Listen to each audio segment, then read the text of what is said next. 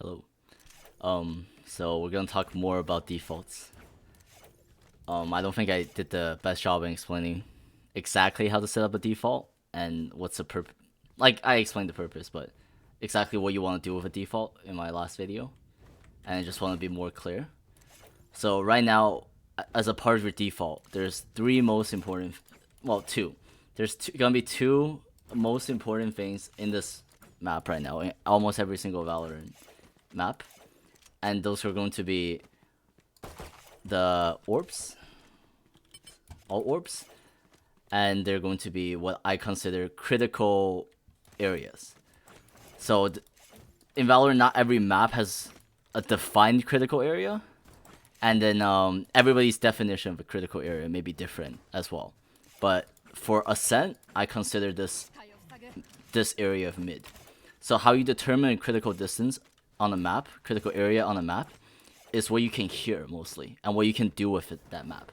So if you have two people posted up, you can see exactly what I can hear if I jump, like exactly what type of movement I can hear.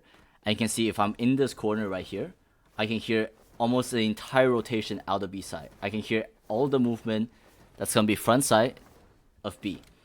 And if I have someone posted up over here, I see almost the entire rotation out of A. Obviously not through Heaven, but most people also don't.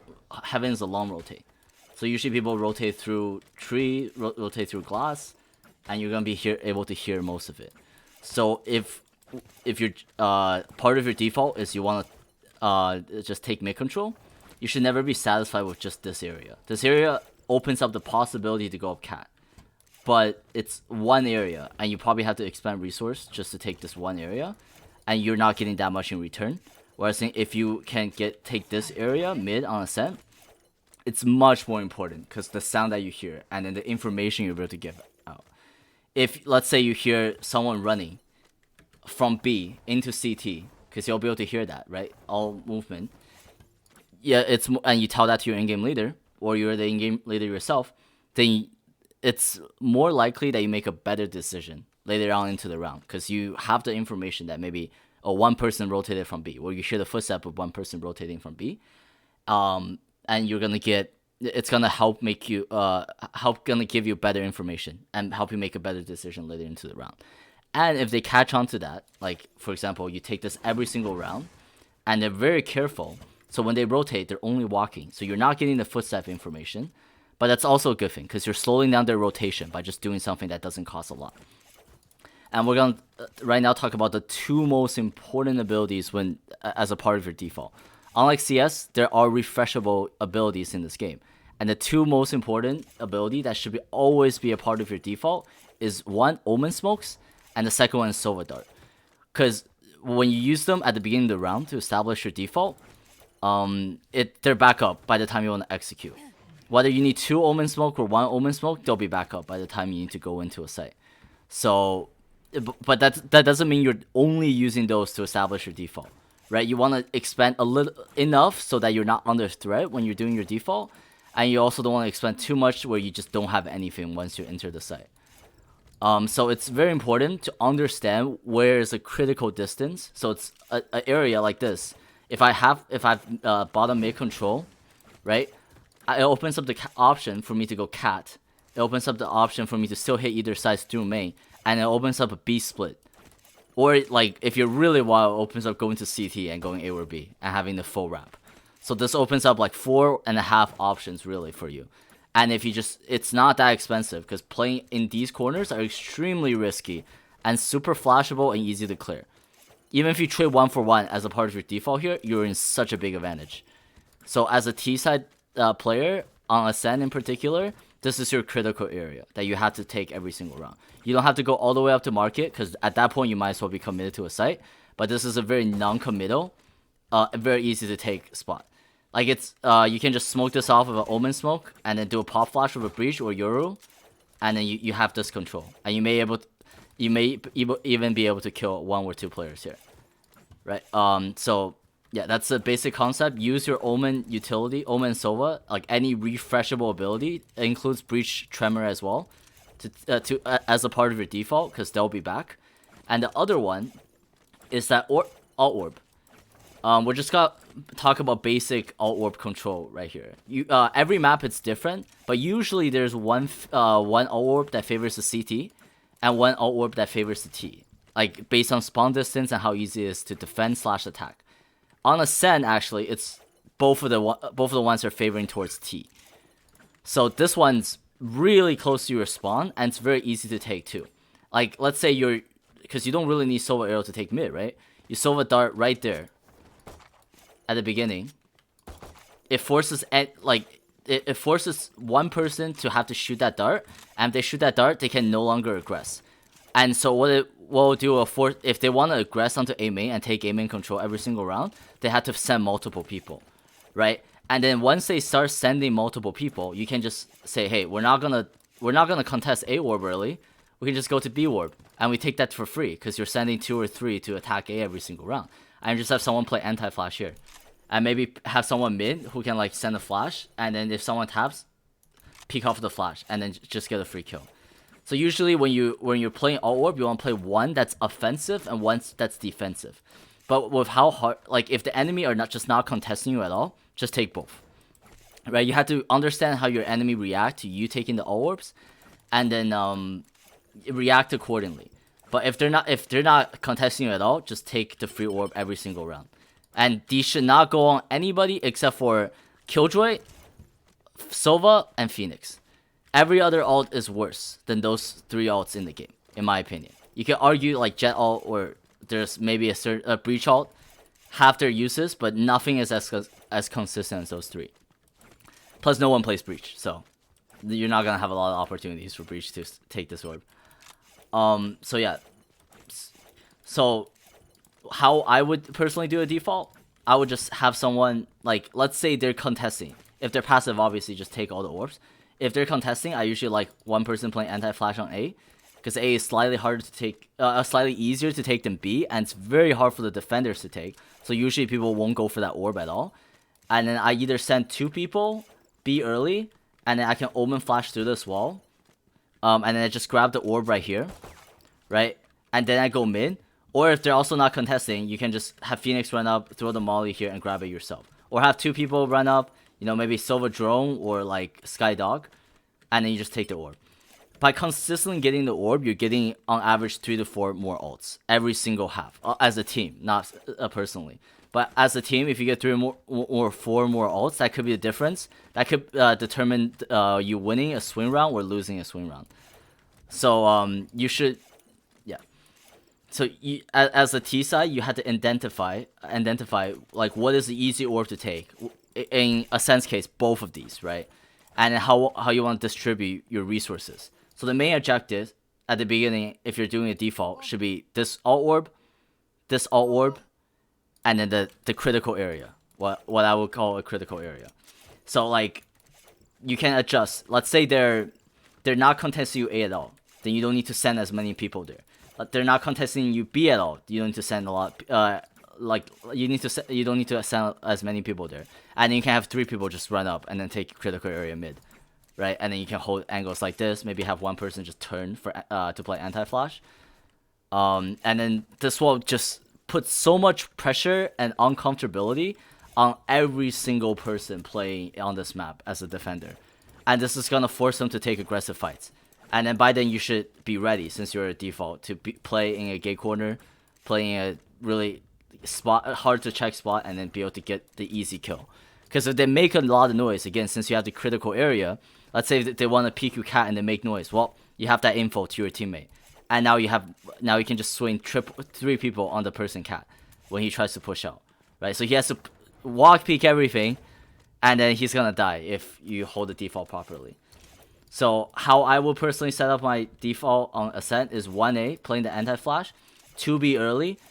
I don't mind expanding the Omen flash early, because there's actually not a lot of really good like Omen flash spots like for taking site. Just Omen flash this early, and then have someone take this orb, and then have 2 people, or after you take this orb, have 2 people go out mid, and then you don't even need to smoke. You can use a jet smoke for cat. You don't really need a like really long smoke like Brim or Omen, and you have like the Omen smoke in mid, and you flash out, take this mid control, every single round will be significantly easier once you establish this pattern of defaulting. Obviously, you have to adapt, right? In pro play, you see almost like adaptation from both sides every single round. Let's say they push 3A, right? Or if they push 3B, then I'm gonna adjust accordingly. Like, because if they push 3B, maybe we just give it up. That they're using 3 people to do the, let's say, the Vision Striker execute, and you have 1 person defaulting B or 2 people. Well, let's just give up the orb. It's not worth the life for. 3 on B. Okay, let's just go mid A fast, right? Get critical area, force them to adapt to your default, and then take sites accordingly with the information that you're getting. It should be what a default achieves. So I would just have 2 people watch mid. Maybe if no one's contesting you on this, just take critical area, 2 people on B, and then 1 person playing anti-flash on A. And then one last thing on this map is we're going to talk about the concept of funneling. I would say there are certain maps where it's almost impossible, like Icebox and Haven, for example, to give both of the orbs to 1 person, because they'll just take up too much time. You're not going to have enough opportunities to be able to do that consistently. But on a map like Ascent, and then Bind in particular, funneling is a very, very possible and very, very broken strategy. So what funneling does is just giving both orbs onto 1 person. Again, the big 3, Killjoy, Phoenix, and Sova. Because these are ultimates that are almost risk-free, can net you free picks, and are generally just very good. With Phoenix ult, you're playing a 6v5. With Killjoy ult, you either force the ult to answer, or you just straight up take a side for free, right? These are like broken ultimates that you can get in the game. So what I mean by this is, for example, you're playing passively on A, right? Your A player is playing passive, and you're not taking the orb. You're just playing anti-flash. You're watching out, listening to footsteps for aggression. And your B player, let's say your Phoenix, went and took the orb on B already, and then you still don't hear anything, and then you can just call for them to come back, or the mid players to come back with the Phoenix into A, and then maybe you do like a pop flash here, and then you clear out the site, and since you didn't contest this early, maybe like Aftershock or Molly Wine, just so they don't peek from it, and you give both of the orbs onto one of your big 3 ultimates. And what that does is you get 2 orbs. Let's say you don't get any kills for the rest of the game. You get 2 orbs from your alt orb, and you get 1 orb from you dying. And so that's 3 points every single round. Means if you're a Phoenix, you get your ult guaranteed every 3 rounds. Once every 3 rounds. Right? That's very overpowered, because then once every 3 rounds, you're playing 6v5. And let's say you give that Killjoy, you probably need a kill for Killjoy to happen consistently. Right? You get 1 kill and you do this. It's, again, the Killjoy ultimate here once every 3 rounds. And then if your economy sync up, it could be every single time they have a buy, if you're winning already through your default. Every single time they have a buy, they get faced against a Killjoy ultimate, and they just have the worst time in the world.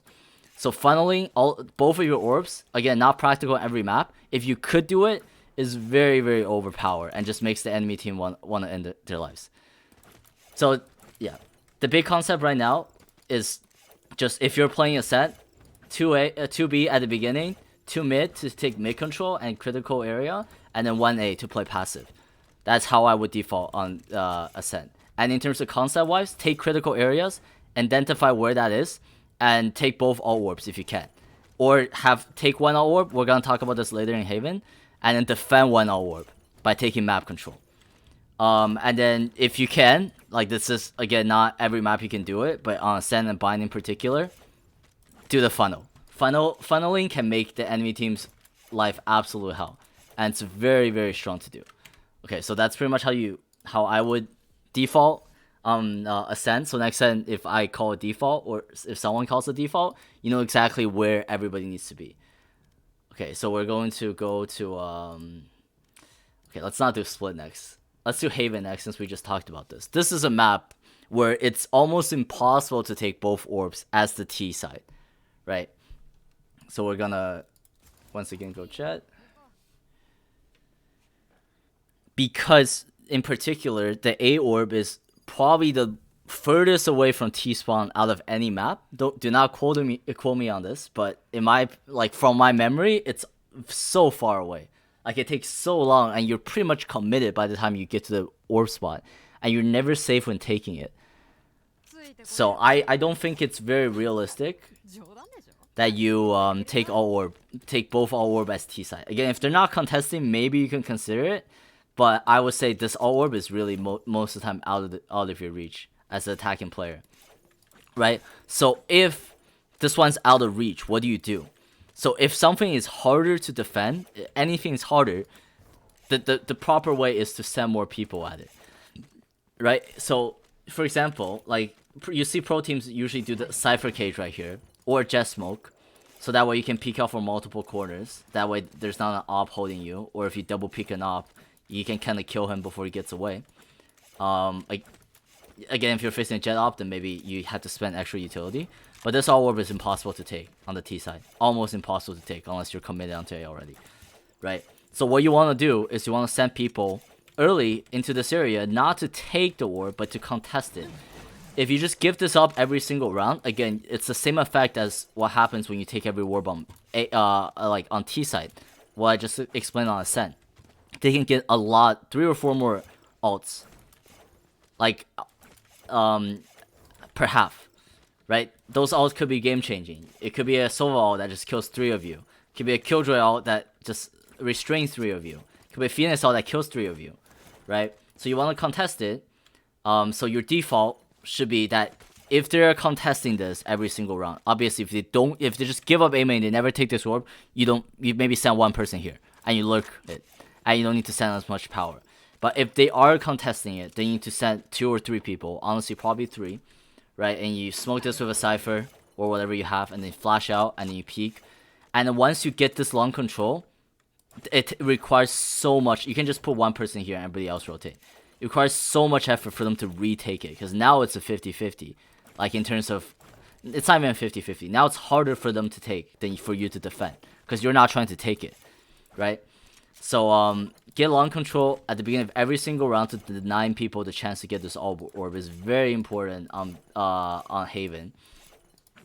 And then there's I would consider 2 critical areas, what people consider critical areas in Haven. And one's up mid in Graffiti right here, or on this side, right? If you're here, again, you jump and you see how much you can hear. You can hear the entire rotation. You can unless they go through CT. You hear everything that's happening in garage. You hear everything that's happening in B, and then you hear what's happening in short as well if they're going aggro in short, right? And then other critical area is in garage. Again, if you can establish garage control, you hear pretty much their entire movement on B and C. So these are the 2 critical areas, but I will argue like they're harder to take. So like but yeah, like so your default should be centering around one of these critical areas, the orb, defending the orb on A, and then getting the orb on C. I know a lot of people think this orb is the easiest orb to get, and it kind of is in terms of like accessibility. But there are things you have to watch out for taking this orb. Opera on top can sometimes see you if you're not hugging the smoke close enough, right? Or if the smoke is back there, then they just can't see you in general, right? Like, especially if it's a brimstone. Like, watch out really if it's a brimstone. So if there's an opera constantly popping out there, maybe you want to force them off of that position. Maybe send a drone, Sova drone first to or like a Cypher Cam. Or like just a Silver Dart, right? Force them off of that position, like that critical, that really important spot they can shoot you getting the orb. Like you want to make sure no one's on top of there before you consistently take the orb. And you also don't want to be in the center when taking. You want to hug left or hug right. That way it's harder for them to spend if they just decided to, hey, let's just paint this area, right? And then when smoked off, right, they'll spam it like that. And if you're in the middle, you get hit both by left and right span. And you kind of want to see how they span it, and you want to take it on the side. You do not want to take it like this. You do not want to take it like this. So in Haven, I would say, yeah, like if there's someone opping up on the boxes, right? If there's someone that can see you through your smoke, then you maybe send 2 people C and then 2 people A, and then one person just lurk mid. And then once you defend and get the orb, you leave the person A, and then you take mid control as your default. Or once you get the C orb, you can also come back to mid control. I don't think taking mid too early is that great for defenders, for attackers, just because that like the other areas that maybe requires more prioritization earlier in the round gets left behind, and then you don't get the orb, which may means you have less Sova ulti, or you give them the orb, which may mean they have more Sova or Killjoy ulti. And then once everybody's grouped up together, you defend it and got the orb, then you know you can do a garage take. And then at that point, you still probably have like more than a minute left in the round. And then you can just play off of your critical areas. Footsteps, information, and then yeah, and then another critical area that you can argue is short. Because you can also hear a lot of things in short. Like obviously this, you may not want to hold this position because it's really weak to flashes. But like even if you're holding here, you can hear the entire A rotation. Right? This could be considered a critical area too. So yeah, just get a critical area and then use that information. Again, if you're execute, this is a different thing. But defaulting is just you're playing off of your information. If you're playing off of information, get the orb, get critical area, and then execute based off of the information that everybody's giving you. That's pretty much it for Haven. There are like you could again if they're not contesting A, you can just definitely take mid control early, right? You can send someone up to graffiti. You can send someone to this corner, and then you can just play. You can play the information game really early on, and apply so much pressure really early on. But if they are contesting the A orb, I would say you definitely want to defend that. You want to make it as difficult as possible for them to do that, right? And then having a default set up also means that your faster place works a lot better. Because let's say you do the smoke on C, right, as Omen, so you can get the orb every single round. When you do it and you just want to push through that smoke and you want to do fast C execute, they're going to be a lot less expecting of you to do that if you just consistently do every single round and you constantly take the orb and apply map pressure every single round. Instead of just if you do that, like even if you smoke every round, if you're not applying pressure, that smoke is going to get pushed through, that smoke is not going to be effective. Right? So you have, yeah, just take map critical, yeah, it's the same summary on every map. But how I will personally play Haven is I will have one person, maybe, like, this person has a lot of freedom, like how flexible they want to be. You could like molly garage early to stop mid pushes. You know, you could like op hold down garage or whatever. The mid person has a lot of freedom. Just don't die and don't go over aggressive. I will personally send 2A 2C or 3A 1C if they're contesting, depending on how hard they're contesting. Right? If they're not contesting C at all, if they're not spamming, just smoke and take the orb every single round. If they're not contesting A, then you don't need to send as many people A.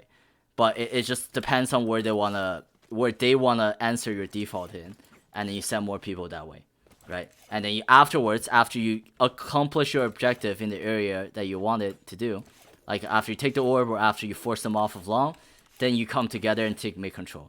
And with 1 minute left, Haven's a very short map. There's 3 bomb sites. You can go anywhere you want. You can do any strat you want. And then the entire time you're forcing enemy to over-guess themselves, over-rotate, because they have no information left on the map. And then another important thing is how important anti-flash is. Forgot to mention the Haven section. Kind of mentioned it.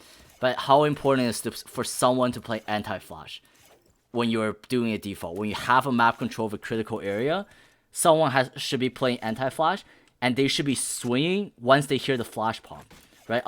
Let's say you're playing graffiti, a breach flash came from you here, you turn, they swing, you're almost dead, right? But if the breach flash comes out and you get fully blinded, you didn't even get to turn, and then your person here just peeks off of the breach flash, boom, like that breach suddenly is forced to, like, maybe instead he peeks out like this because he thinks he wants to check this angle, right?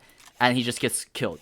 Or if there's 2 people, maybe he kills one and he trades 1 for 1. But you still maintain map control, right? You always want to have someone set up to be in a position where they can counter enemies' flashes. They're in an anti-flash position to stop enemies from retaking the critical area that you just took. I was saying low rank, not a lot of people do that. Once you have an area, they'll just let it go. Maybe they'll rotate more towards B, and then you can use that information to go anywhere else, right? By high rank, people are gonna be using more and more utility to take back the areas that you took, and you just gotta be ready for it. Have someone play anti-flash, have someone play, yeah, or send your duelist up close, like Jack can smoke this, right, when they're pushing out to prevent the flash. Phoenix can molly to sometimes prevent a push, but generally you still want someone playing anti-flash. But again, how it's set up Haven usually is just 2 people long or 3, and then 2 people, 1 person taking the orb on C long, and then 1 person lurking mid, here or here or here. And then that person is really just passive role. Maybe an opera watching garage. That's not bad, right? And then once your teammate's ready, and then you take mid control together. Okay, let's move on to the next map.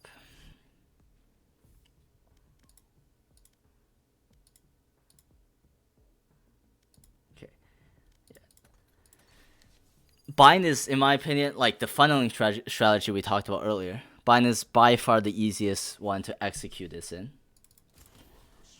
And it's also a map where critical area is not really well defined, because the distance between A side and B side means that there's not really one area where you can hear movement from both, right? So critical area in this map is actually a lot different, in my opinion, than what people consider like normal critical area, which is mid. Like in CS:GO, every single critical area is mid, right? In this map, there's no mid. Like we may call something mid, but there's really no mid. So why are the orbs okay? So orbs here are for this one, it's very CT sided, right? It's right where the barriers here. They molly or they silver dart here, and they take the orb for free. If you're only sending 1 person, you cannot push through a silver dart. They'll be so ready for you, right?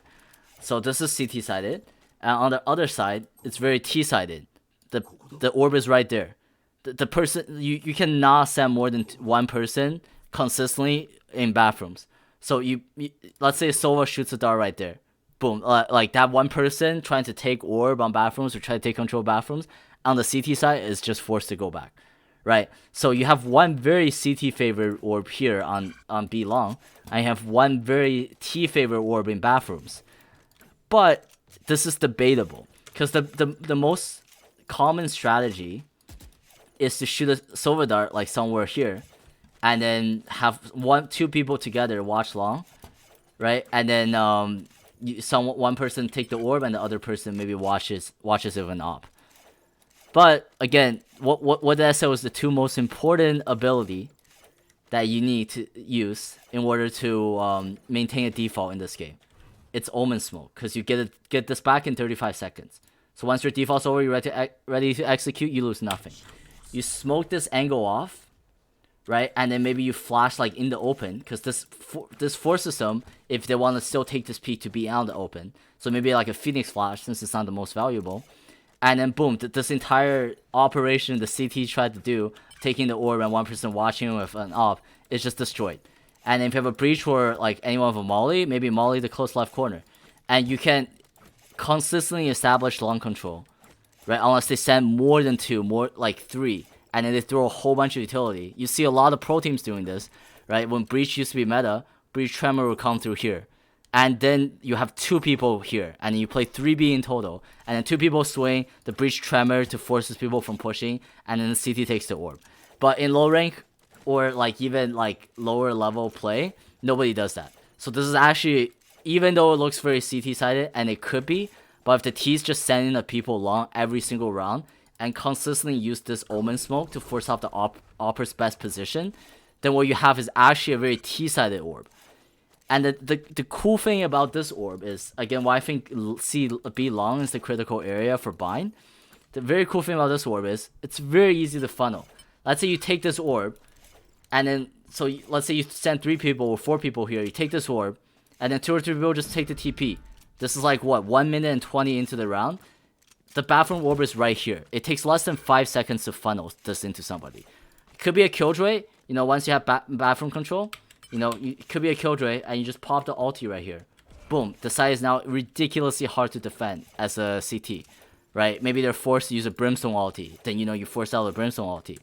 Or Phoenix ult, and you just run out bathrooms. Go entry, go clear the side, check the gate corners, and then boom, you're out, right? It's very, very easy to funnel. But now you're asking, hey, if I'm sending 3 or 4 people into B long, how the hell do I watch mid pushes, and short pushes, and then how do I take bathroom control, Well, it's adaptable. Why I said 3 or 4 is that if they're not fighting over any of these areas, you can send 3 people. You can send 4 people, as many as you want. But bathroom's very easy to take. Against with the Sova dart, just right there. Like they're forced. You can tell. Like if they shoot it, right? Usually they see info here. They won't peek like this, right? So you usually have a Sova here. If I don't scan anybody, I just go full back and then I watch short. I watch short here, play anti-flash, and I don't take any fights here. Like, unless they're running the entire way, and I only hear one footsteps the entire way, right? Then maybe I take a swing on the person running in. But if I'm defaulting, I'm just like, hey, if I see 2 people running down short, I let my teammate know that information. And then maybe instead, since 2 people running down short, instead of TPing back to A, our teammates just run back to market and we fight them in market. I mean, isolate the fights. But again, 3 or 4 people B, and then 1 person, the Sova probably, right? Just arrowing this, and if they start contesting bathrooms, then maybe they can't contest both bathrooms and long. They don't have enough manpower to do that, right? So if there's 2 people, 3 people pushing out, you make that call, your teammates go B, and it's a very, very easy round, right? Or, right, if they just consistently send 2 people bathroom, maybe you just do a short rush. Or you can just send 3 people bathrooms and you fight them, because bathroom fight favors the T's a lot more than the CTs. So you can adapt very easily to every counterplay that CTs do on this map. And you should really be trying to funneling both of your all points into one person. Again, Phoenix, Killjoy, Sova. The three big ults in the game. Funnel your all points into them, and your CT sides will get significantly better. I don't think you can lose more than like 5-6 rounds if you just consistently have your ult up, even if their team is just better aimers, right? And then let's say they're not contesting long, they're not contesting bathroom. Then you send 2 long, 1 bathroom, 3 long, 1 bathroom, and then you have 1 last person, because they're gonna be trying to do something most likely. Just play here, or they can get a bit more aggressive and get to this corner, and just play passive here, right? And then you have 1 more lurker and you cover up the weak spots of your default. Or like, again, Cypher is such a broken character because he enables like these 3-4 man defaults. If you just put a Cypher tripwire here, they cannot lurk past it. And then you just run into it. Oh wow, okay, I guess my lurk is ruined. Time to run back to hookah. We just lost both of our all points. The round is over. They have Phoenix ult again. So yeah, again, I think critical area doesn't really exist in this map, like a traditional sense of a map area that allows you to do multiple things. But I think C-long control is by far the most important area in this game. C-long's not C-long, B-long is the most important. So you should be taking this area every single round. This is also the reason why a lot of times like Stinger rushes up long works. Is because this area is the most important. Because technically you can rotate off of this into A as well, right? So taking the map control, forcing them off of this orb, and then consistently taking bathroom control is the key to winning T side on bind. And then that's how I would default. A 3-1-1 strategy, if you say. Or maybe a 4-0-1. And then we're gonna talk about Icebox. I feel like a lot of people's hatred towards Icebox has something to do with the fact that, again, defaulting is hard. Like, almost doing everything feels committed. But I used to think Sova wasn't that good on this map because there's a lot of areas on sites to hide from his arrow. But I also realized later on that this map isn't a lot about attacking sites. It's more about establishing map control. Right? I would say on this map, B is really easy to take in terms of orb. And then A is the one that's harder to take. Because you're already committed by the time you take A orb. So we're gonna... Oh, oops. My bad.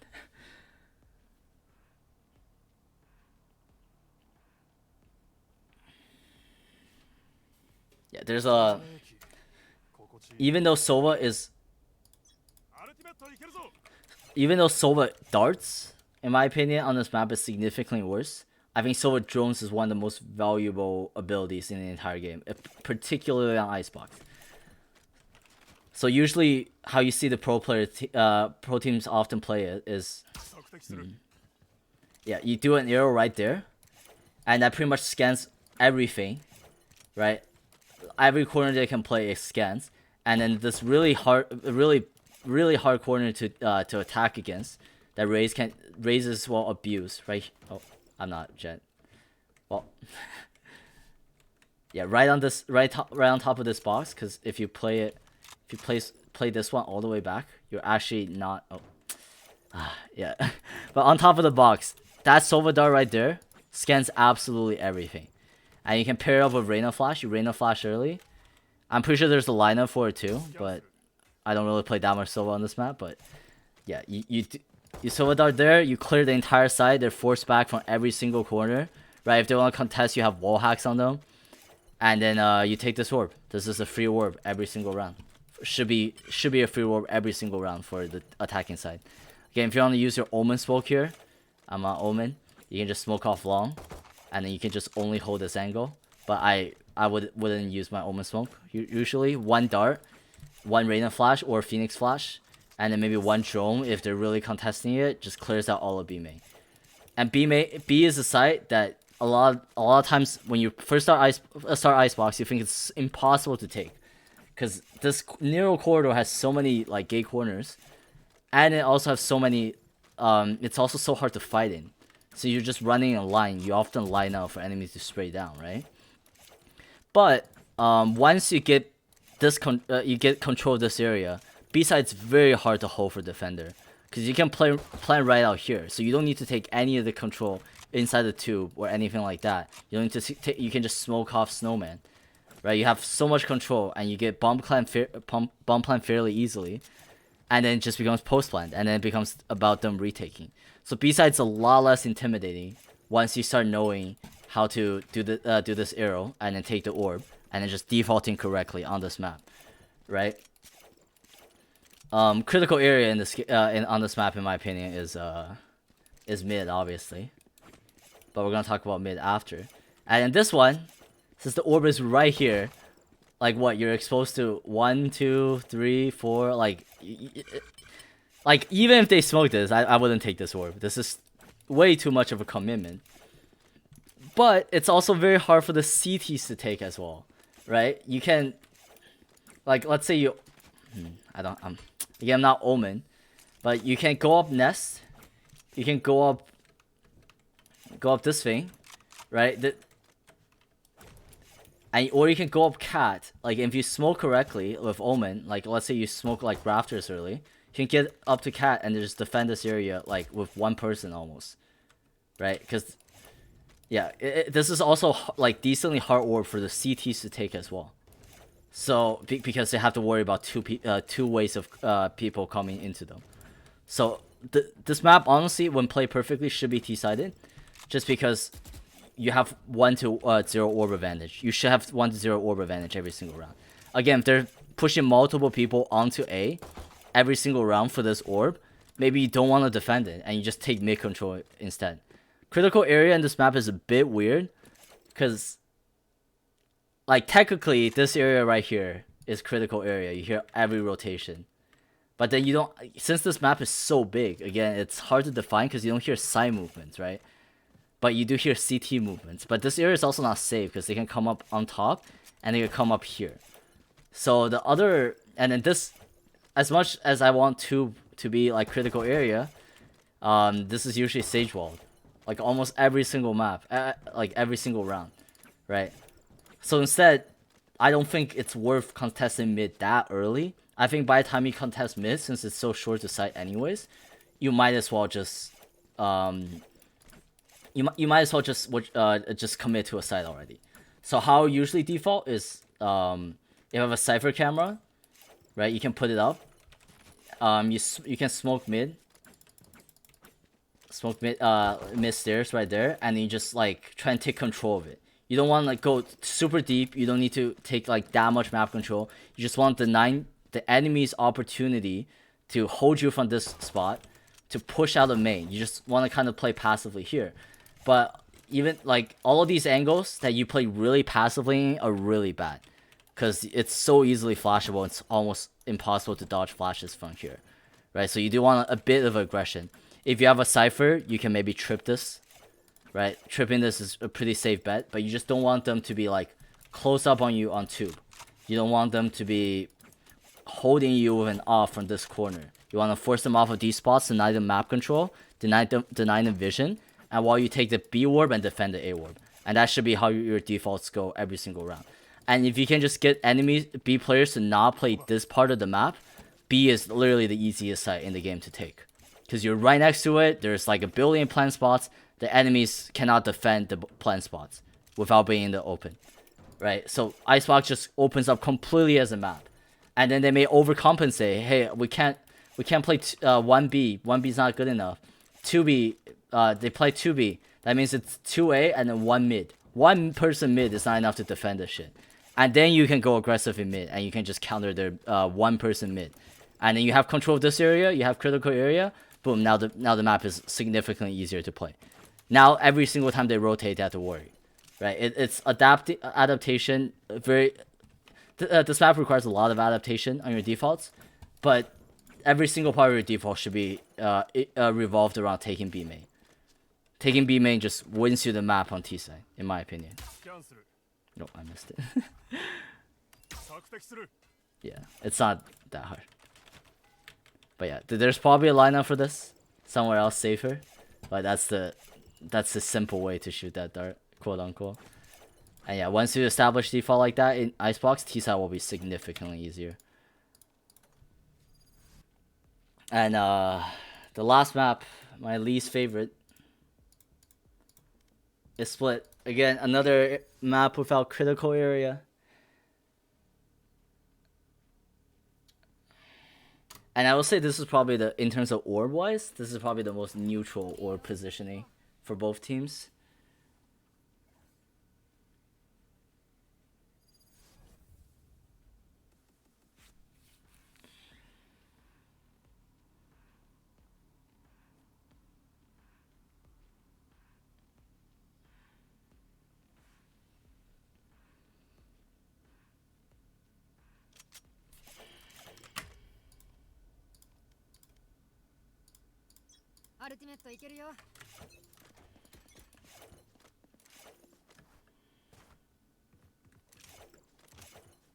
Okay, so let's go over where the two orbs are.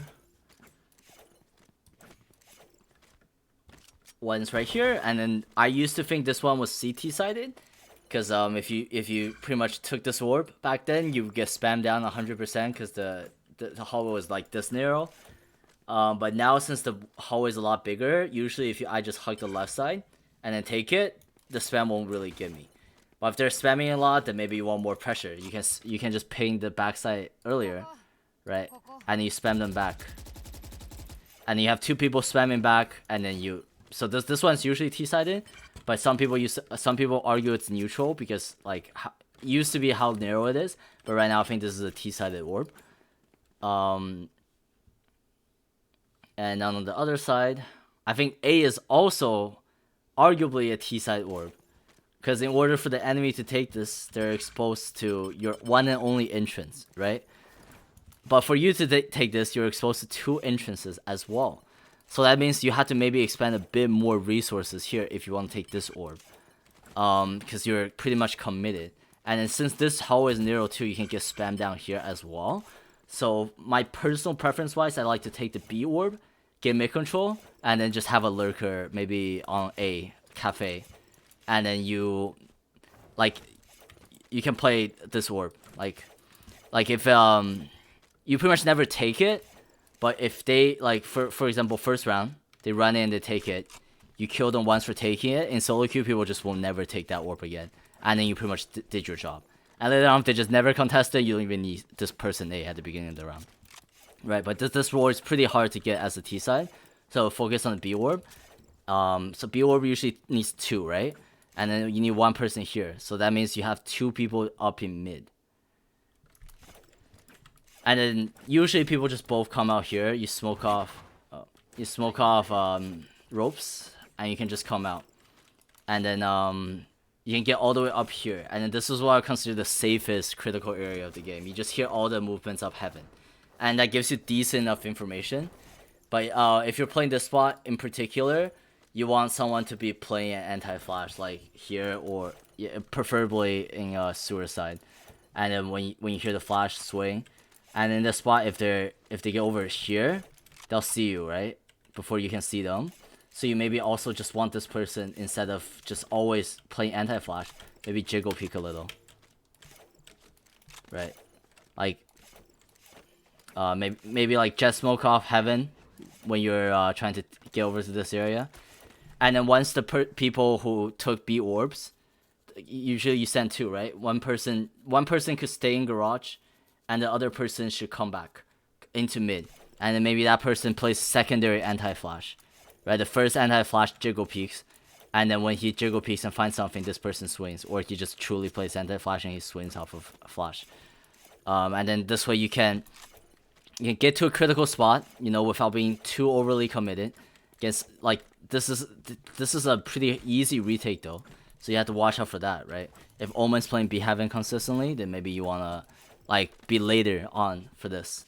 You wanna take mid a bit later, but you just break stage wall early. That's kind of how you take map control in this game, because stage wall is coming here almost every time. Like, smart sages will adapt and put stage wall up here later, but yeah, like if they do, then you adapt as well. But it should be 2B taking the orb, hover the left side if you can, and then 2 mid to break stage wall, and then contest mid, get into this spot if you can. Again, if they're not contesting B, if they're there's contesting mid, then maybe 1-3-1. Once you condition the enemy on A to just never take that orb, then maybe you can do 1-4-0. And then if you're playing against Cypher and you're a Raze or Sova, just throw a shock dart somewhere here. It's gonna help you a lot in the future, because you already have control of this area, right? And then what some teams do is, since you don't need mid immediately, just have 4 people swing to the garage, help this. Make sure no one's like counter pushing you with an op right here. This angle got nerfed, but it still exists, right? No one's holding that op angle, and then make sure, and then you get the orb, and then the 2 people or the 3 people rotate off to mid, and then take later mid control. Yeah, I mean, I'm pretty sure I covered every map, but just to once again summarize the whole point, your default should be revolving around critical areas and all orbs, right? Those the most important 2 things in the game. Like, arguably, I mean, taking side is more important, but as a default, those are the 2 most important things in the game. Adapt to enemy aggression. If they're sending a lot, you can either contest it or you can just go away from it, right? If they're sending 3B, then you know A is so easy to take. If they're sending 3A, B is so easy to take, and then you can just force a 4-on-2, 5-on-2, whatever. Use the information, the footsteps you hear, communicate it to your teammates when you're in a critical spot, like ascend mid, or this corner right here. If someone drops down from heaven, communicate it to your teammates. If someone, like, you hear someone like drop down from ropes, communicate it to your teammates as well. Yeah, and then that's pretty much it. And yeah, if they're not showing any aggression at all, take all of the things they're willing to give you for free, because that makes the game like 10 times easier to play on the T side. And yeah, that's pretty much how I would default on T side on every single map. My personal lineups, and then yeah, why you would want to default and what you can get out of it. And then yeah, remember funneling. Funneling is very strong. If you can funnel alt point, 2 alt points on a character, it's so strong. Like, you just have an extra player almost in terms of good abilities. So remember to do that. Yeah, and that's it for the video. Peace.